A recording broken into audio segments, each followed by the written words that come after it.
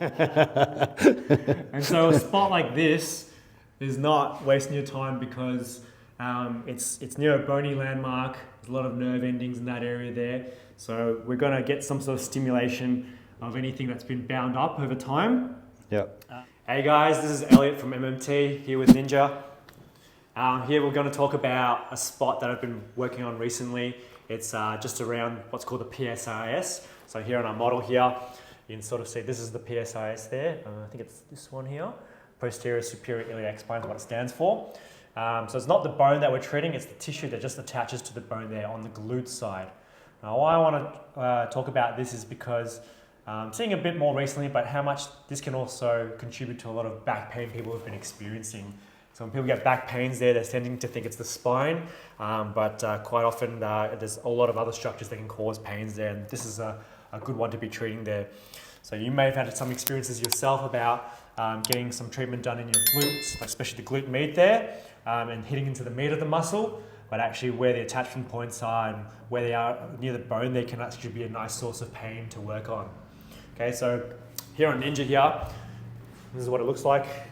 Where my thumb is right there is the PSIS, so there's a bit of a spiny point here, not the actual spine itself. Right, and that's bone that I'm touching there. So as soon as I come right off it to the side there, that's the source of where that tissue can be contracted and tight there. Now, how's that feeling there, Ninj? Yeah, I can sense a good kind of therapeutic connection. It's a bit of tenderness as Tenderness, well. yeah, a little bit. Can be a bit yeah. sensitive, a lot of nerve endings in this area. Yeah. So over time, this area here can get a bit congested. So it only stretches when we tuck our knee all the way up into this position here. So if we're not getting much of that, those tissues are going to fold over onto themselves and tighten up and give that sort of referral feeling. Sometimes it will get quite irritable, that it will irritate a nerve here that goes down the leg and you get a bit of a butt pain. So that's where some people might think they've got sciatica when it's actually this nerve ending being triggered. Sorry for interrupting your video, guys, but I want to talk to you about the MMT Online Academy. So you might have been looking at Ninja and I doing our stuff for a long time now, thinking, how good would it be to work at MMT? But you might be overseas. This is your chance to get exclusive content updates from us every single day to make you a better practitioner, more new customers, better results, and skyrocket your income. So if you want to be on the inner sanctum, get into the Academy. All you got to do is dedicate 5 minutes a day to making yourself better, and it's just $28 per month. How good's that? $7 a week. Let's go! So quite often when we're getting body work done, a lot of attention is being put towards the muscles and the feeling of pressure and contact on the muscles. And you've probably experienced this yourself where you'd be saying, oh, that's a good pain. Yeah, Ninja, you probably hear that a lot. Yeah. And so here we like to use the term productive pain as well, where when you're hitting that spot there, there's a sense that if I get this part treated, it's going to feel much better. It's going to feel more released, and pain's going to come down. So good pain, bad pain, the different ways that we can describe the sensations we're getting, but they can come about not just from what the person's doing, but also from our previous experiences. Building that idea of is this pain helpful for me or is it not? So when there's that immediate good pain, my thinking is that it's something that's been clamping down for some time. There's a pressure, and then when we go to hit it, we can feel that pressure start to come off. So we're getting that pain sensation, but that pressure coming off is what's telling us that it's good. But a spot like this doesn't necessarily have that good pain as a register. Sometimes it can feel like a bony or sharp pain. Now, what do you reckon? Do you reckon that's always bad? Could that be a bad thing? No, you gotta feel into it, tune into it, be intuitive about it, because you kind of, think about, is it going to be better in the future or not, so there's a real, and it's the only way you know is through experience, so, so tell us about your analogy, or one that I was trying to get you to broadcast here. So here we're talking about how we can link this to something that we were talking about before. We were talking earlier about the guts and the colon and how our brains have the ability to tell whether something's going to be a fart or a poop. So there's something interesting, if you don't know about this, is downstairs where your butthole is. Inside your butthole, there's a little chamber, and then inside there's another butthole or another sphincter. So we've got two sphincters, the external one and the internal one. And what got Ninja real fascinated was how our guts, as they pass the stuff through, they let a little bit of whatever's there into that, just outside that internal sphincter, but the external sphincter holds everything closed. And in that little chamber there, we've got a whole bunch of cells that are able to detect what sort of stuff is in there. So there's a lot of nerve endings that then talk up to the brain and say, this is gas or this is solid. So that's a really interesting thing that most of us are able to differentiate and be able to do. Makes us know if we need to run to the toilet or if we just need to pass wind. But we're also talking about, are we born with that knowledge, or is it something that we have to learn? And Tash was saying that's probably how kids make mistakes a lot. Like you've got kids and you've seen them go through it. Yeah. And you have to ask them, do you go to the toilet? Is it just wind or is it just a poo-poo? Yeah. So that's a great example, I reckon, where we're using our past experience of a bit of trial and error, I guess. Yeah. Yeah, you've got to get it right or get it wrong a few times, calibrate the information, get the sensors to work right, and then it becomes more accurate. So how we can tie that back to bodywork as well is if you've experienced a lot of bodywork yourself, you know when a therapist's touch can be starting to be helpful to you. You also know when it's missing the mark. That's quite a pretty important one, I think. Yeah. Because it could be in a totally different area. It's in what we talk about as no man's land. Yeah. Doing nothing. Doing nothing at all. Dancing with your sister. Just learn what that meant today as well. Nothing in it. Nothing in it for you, really. Yeah. Wasting your time there. And so a spot like this is not wasting your time because it's near a bony landmark. There's a lot of nerve endings in that area there. So we're going to get some sort of stimulation of anything that's been bound up over time. Yeah. If you haven't experienced body work where it's closer to a bony landmark, it's different.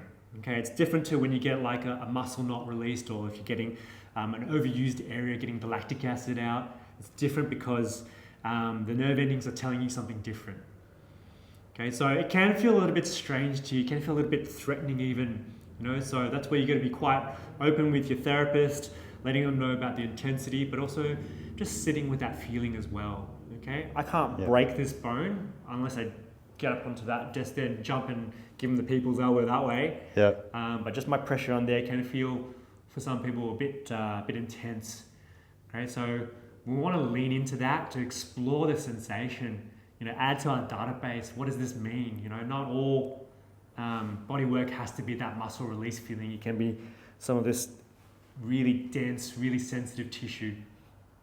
Just getting that work done. Yeah. One of the words I'm thinking about too is like figuring out if it's safe to work on yet. So we were kind of talking about a fresh injury. So if it's kind of really fresh and raw, your body's doing its thing to create inflammation, create safety and things like that, so that it can do its work, do its magic. So if you push into that and it just feels raw and wrong and you're not ready, so that's sort of a good thing to kind of realise as well. Like Elliot hit his elbow the other week and it's still kind of raw and not ready to be pushed. So tune into that, and so when are you ready to kind of explore or push into, your different traumas that you've had? So if it's a scar tissue type of thing, that's more what we're good at working with. But when in those initial phases, you probably got to tune in and maybe go for compression and your nutrition and your rest, kind of isometric exercises, things like that will kind of aid healing, but it won't kind of stir things up and put you back, So it's So that example there was, I got a bit carried away at a party and had a bit of a spill, fell over and cracked my elbow on the ground. And so straight away, the very tip of my elbow at the time did not feel right. I could actually move the end piece around, and it filled up with fluid and became quite puffy. So straight away I knew there was something wrong with the bone. Didn't know how bad it was, but I knew I had to look after it. And the next morning it was a bit of a bubble at the end there. I could still feel that piece moving around, and so I just had to think to myself, I've got to protect it. My body's already starting the process of trying to address the area. A few people around me were offering me some things to help. They were asking me if I wanted to take some anti-inflammatories and some painkillers. I just straight up turned them down, thinking, well, look, it's not going to get worse than what it is right there. Anti-inflammatories is going to stop my body's ability to rush into that area and take out whatever's damaged and lay down new cells, because that's what I need. So I didn't need them. And I did need painkillers as well, because I could function. I just couldn't put weight directly on it, but I also need to know that I had to look after it. So if I'm going to take painkillers and switch off the alarm system, I could be putting that area that needs my help into more danger. So that's where, again, your experiences with pain and understanding what's my body trying to tell me, what's the context of this. Okay, if I've fallen over and cracked my elbow there, okay, what's my mission now? What do I need to do to make sure this comes back? So in this day and age as well, I reckon people are getting smarter, Ninja. I reckon people are starting to understand the usefulness of medicines and painkillers. They do have their place, don't get me wrong, I'm not saying no to all of them. Just saying that we need to understand the bigger picture, making sure that we're moving in the direction that helps our body towards better function rather than ignoring what it's trying to tell us. If you ignore what your butthole is trying to tell you, you're going to let out something that you probably don't want to let out in front of everybody, hey? Yeah. So I was thinking about that, timing, maybe it's no socially acceptable to fart in, a crowded room or a restaurant or whatever, so you can hold on to it, and deal with it when it's appropriate. So it's kind of the same with your pain. Sometimes it's, you need to express and breathe and do all that kind of things, and it might not be appropriate to work it, in the middle of a, church or something. Yeah, there you go. So it's pretty interesting that we have that ability. If you didn't know that, well, here's another. That's another tidbit for you to tell your mates. Bodies are amazing like this. So the more we are in connection with what the sensations are trying to tell us, the better our function can be. The language you develop with your body as well. That's one example. The language of, is it gas or is it solid in the chamber downstairs. But even with our injuries as well. All right, I've got a pain. Pain's a message. There's something I can learn from this. What can I learn from this? What do I know and what do I need to learn about? Not just shutting it off. Yeah, just shine some light on it. I've got it written over on the singlet over there. Pain is an invitation to evolve. So what do we want to do? I've seen that. Is that a new one? No, I've had it for a little while. I saw it up there on the glass there. Saw that a couple of weeks ago. I thought that's a really good line to use. Yeah. Pain, it does suck, right? But invitation to evolve. Yeah. We don't grow without the challenge, do we? So, just on that note as well, just to wrap up, a lot of people now are getting to ice baths, which is quite an interesting experience. Good for the body, but also good for the mind as well. Something a client told me is that the part of our brain that gets challenged when we're in an ice bath is also responsible for trauma. The type of area that gets built up in trauma, so that way, in future events, you have more resilience. So that's pretty interesting, I reckon. A safe way to build up capacity for trauma without having to actually go through serious trauma, maybe. Yeah. So. If you haven't tried an ice bath, I recommend it. Okay. Check out Wim Hof. It was his original thing. His wife, he had 4 kids. She committed suicide, jumped off a 7-story building, and just his trauma after that, was the only place he found, I don't know, solace, if that's the right word. It was in this frozen lake. He went underwater, and it was sort of, it was protected from the world. There was in a bubble, and he just started feeling better, and his depression or his whatever anxiety started to lift. His grief started to lift. So, and then he kind of developed his breathing method and his ice baths, and he's walking in shorts in the snow and things like that. So exposure. But incremental exposure, I think, is a really key point as well. If you try and go and lift a 180 kilo deadlift your first time you've ever stepped in the gym, you might not succeed. If you kind of start with 20, start with your patterns, small chunks, and then you build up and you're consistent, you're going to get better at it, you know. Any area of life, it's kind of a similar kind of procedure, method that you can kind of follow and get better. Definitely. So I reckon that's a big central theme of our culture here at MMT. We're about understanding the pains and trying to challenge ourselves and people to lean into them, to understand and grow from them. We're not about hurting or damaging ourselves, but we're using that as a stepping stone towards growth. So you don't have to do it alone. Yeah.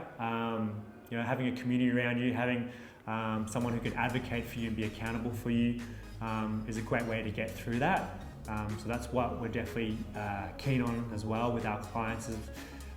We're interested in their stories, their challenges, their pains, not ignoring them, but helping them walk through and understand what sort of lessons they can learn from their pains as well.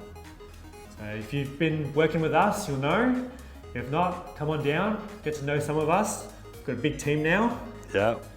Community with good culture. So you don't have to do it alone. Yeah. Yeah. Alrighty. Do it as a team. All right, so that's the spot there. That's about pain. We've talked about buttholes and differentiating, learning from experiences. Yeah. But yeah, get in with us. Yeah. Get us to sort out your pains. We'll see you soon. Let's get it done. Get it done. Done.